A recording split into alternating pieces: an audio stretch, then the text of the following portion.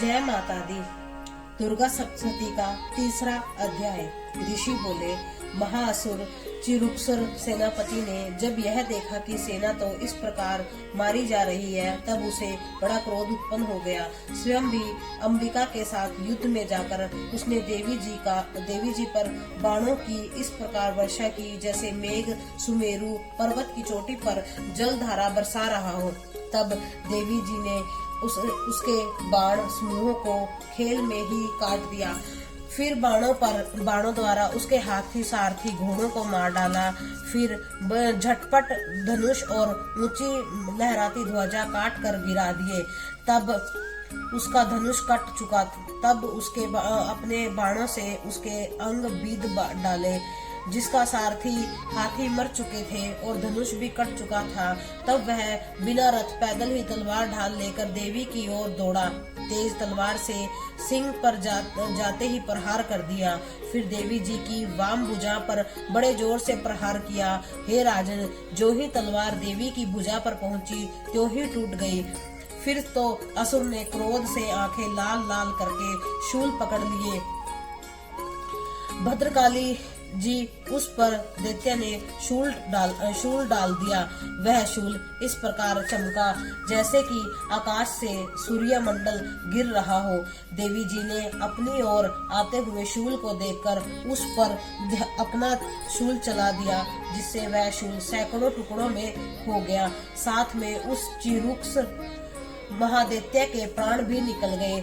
जब महिषासुर का बलवान सेनापति मर गया, तब देवशत्रु चामर हाथी पर सवार होकर आ पहुंचा। आते ही उसने अंबिका देवी पर शक्ति का प्रहार कर दिया। श्री देवी जी ने हुंकार द्वारा ही मार कर तेजहीन कर उसे नीचे गिरा दिया। अपनी शक्ति को गिरा हुआ देखकर चामर को बड़ा क्रोध आया। उसने शूल का प्रहार कर दिया। शूल को भी देवी जी ने बाणों द्वारा टुकड़ों पर कर डाला। तब श्री सिंह भी उछालकर हाथी के मस्तकों पर चढ़ बैठा। फिर दैत्य के साथ युद्ध करने लगा। वे दोनों परस्पर लड़ते लड़ते उस हाथी से नीचे पृथ्वी पर आ गिरे। भयंकर प्रहारों से परस्पर युद्ध करने लगे। तब बड़े वेग से सिंह ऊपर से उछला। ऊपर आकाश से नीचे की ओर गिरते हुए पंजों के प्रहार से चामर दैत्य का सिर धड़ से पृथक कर डाला। देवी जी ने शीला और वृक्ष आदि से युद्ध में उग्र को मार डाला। फिर कराल को भी दांत मुक्का और थपेड़ों से प्रहार द्वारा मार गिराया। क्रोध पूर्ण देवी ने गदा की चोटों से उद्दत का चूरा चूरा कर दिया। बिंदीपाल शस्त्र द्वारा वाशकल तथा बाणों द्वारा अंधक एवं ताम्र को यमधाम शीघ्र भेज दिया। त्रिनेत्र धारिणी परमेश्वर ने उग्र वीर्य महाहनु नाम के दैत्यों को त्रिशूल द्वारा मार दिया। तलवार से विडाल का सिर धड़ से अलग कर दिया। दुर्मुख इन दोनों को बाणों द्वारा यमपुरी पहुंचा दिया। इस प्रकार अपनी सेना का नाश होता देखकर भैंसे का रूप बनाकर महिषासुर उन गणों को डराने लगा। कुछ एक गणों पर खुरों से प्रहार करने लगा। किसी को पूंछ से तोड़ा तो दूसरों को सींगों से फाड़ा। कुछ एक को वेग द्वारा, दूसरों के सिंहनाद द्वारा घूमने से अन्यों के श्वास वायु द्वारा पृथ्वी पर गिराया। इस प्रकार गण सेना को गिराकर वह मही सिंह की ओर झटपटा। जो ही सिंह को मारने लगा, जगदम्बा को बड़ा क्रोध उत्पन्न हुआ। इधर महापराक्रमी महिष भी क्रोध से पृथ्वी तल को अपने खुरों से खोदने लगा। फिर अपने सींगों से बड़े ऊंचे ऊंचे पहाड़ उठाकर फेंकने लगा। साथ में गर्जने लगा। वेग के साथ घूमने पर पृथ्वी बुद्ध होकर फटने लगी।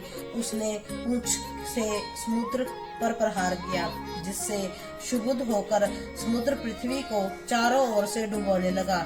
चलायमान होते हुए सिंहों के द्वारा छिन्न भिन्न हुए बादल टुकड़े टुकड़े हो गए। उसके श्वासों की कठोर वायु से उड़ते हुए सैकड़ों पर्वत आकाश से गिरने लगे। इस प्रकार क्रोधपूर्ण उस महादैत्य को अपनी ओर आता देखकर चंडिका से मारने के लिए क्रोध में आ गई कि कुपित चंडिका ने अपनी ओर पाश फेंका। उसके द्वारा उस दैत्य को बांध दिया। तब तो उस महिषासुर ने महायुद्ध में बंधे हुए उस दैत्य ने अपना महिष भैंसे के रूप का त्याग कर दिया, झटपट सिंह के रूप में आ गया। जो ही चंडिका उसका सिर काटने लगी, तब तो वह तलवार हाथ में लेकर पुरुष दिखाई देने लगा। तब शीघ्रता से तलवार ढाल कर वाले उस पुरुष को अपने बाणों से देवी ने बींध डाला। तब वह एक बड़ा हाथी हो गया। अपने सूंड से उस महान सिंह को खींचा, फिर गरजने लगा। उसके खींचते समय उसकी खंग के द्वारा देवी ने उसे सूंड को काट दिया। फिर वह महादैत्य भैंसे के रूप में आ गया। इस प्रकार चराचर त्रिलोकी को सताने लगा।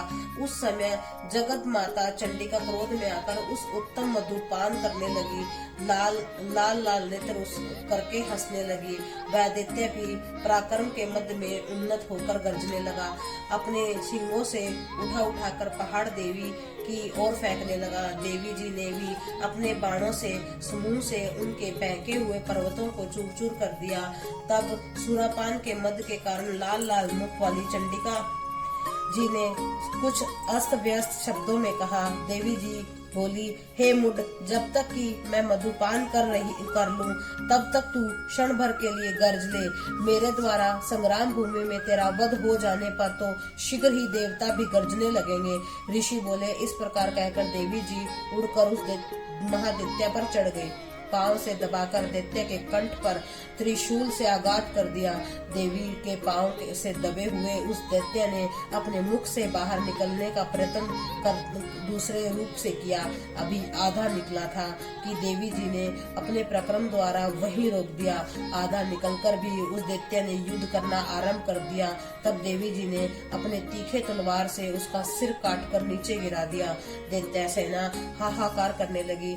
तब उस सारी सेना का भी देवी जी ने नाश कर दिया। सभी देवताओं का अत्यंत प्रसन्न हुए। दिव्य महर्षियों के साथ देवता लोगों ने उस देवी की स्तुति की। गंधर्वराज गायन करने लगे, अप्सराएं नाचने लगी। इस प्रकार से तीसरे अध्याय का समापन होता है। जय माता दी। चौथे अध्याय को सुनने के लिए मेरे चैनल पर बने रहे। शेयर कीजिए, सब्सक्राइब कीजिए, लाइक कीजिए। धन्यवाद। जय माता दी।